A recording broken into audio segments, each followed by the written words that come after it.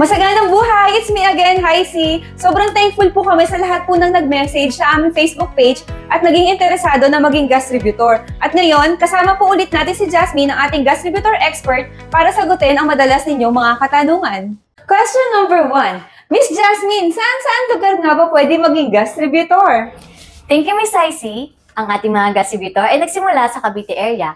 Meron tayo sa Indang, Naik, Trece at Dasma. But soon, mag-open tayo sa iba't ibang lugar. At pag nangyari ito, ikokontak po namin ang mga nag-message sa aming Facebook page at tumawag sa aming hotline. Question number 2. Miss Jasmine, totoo bang hindi na kailangan ng permits? Yes, Miss Icy, hindi na kailangan kumuha ng permits. Dahil ang programang ito ay para sa ating mga retail outlets na nagsara at para din sa mga individual na gustong sumagana ang kanilang buhay. Question number 3. Miss Jasmine, legit ba talaga ang pagiging gastributor?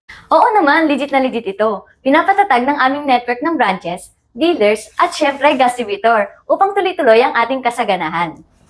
Sana mas nalinawan namin kayo. Kung may mga iba pang katanungan, mag-message lamang sa aming Facebook page or tumawag sa aming hotline.